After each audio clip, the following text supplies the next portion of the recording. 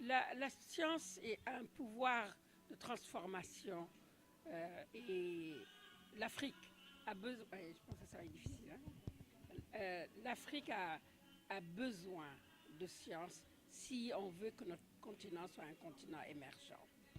Je pense qu'on ne peut pas ignorer 50% de notre population. Quand on regarde les populations africaines, 50% des populations africaines sont représentées par des femmes.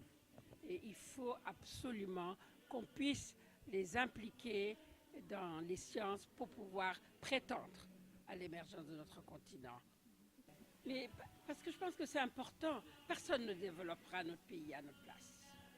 Personne. Je pense que, je ne sais pas qui le disait encore, que les pays n'ont pas d'amis, mais ils n'ont que des intérêts.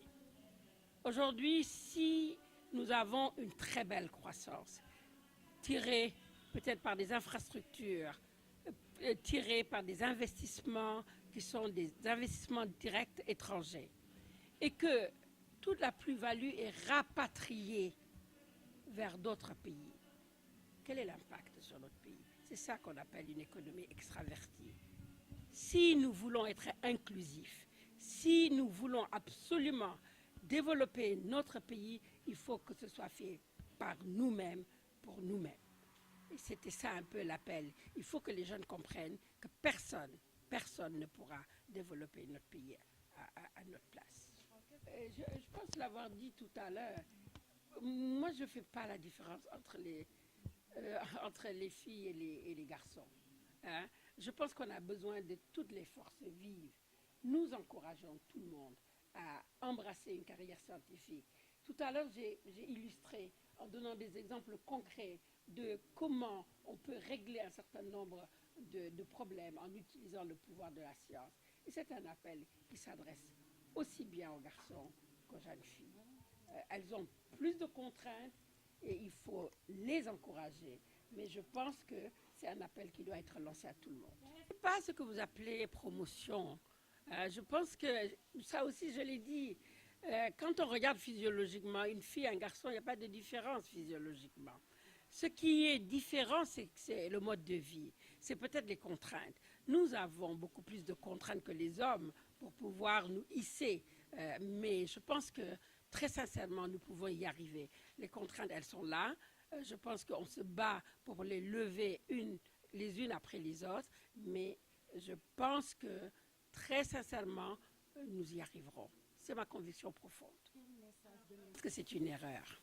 Je pense que c'est une erreur. Et là aussi, quand j'ai parlé tout à l'heure, j'ai salué mes parents. Parce que, comme me disaient mes parents, quand on a des parents dont la valeur, c'est l'éducation, et c'est vraiment le travail, c'est ça les valeurs, je pense que c'est très, très, très important pour le développement de leur progéniture. Et nous devons encourager les enfants, et le message s'adresse aux parents. La première cellule, c'est la famille pour l'éducation. Donc c'est à eux, c'est aux parents de faire les premiers pas. Le PSCJ n'est pas un programme de financement, mais un programme de formation et d'accompagnement des jeunes. Et nous avons dit que c'était un projet, c'était un pilote opérationnel. Et dans ce pilote-là, les résultats étaient extrêmement encourageants. Nous avons, rien qu'avec une première cohorte de 1000 jeunes, nous avons pu aujourd'hui créer 307 entreprises et près de 2000 emplois.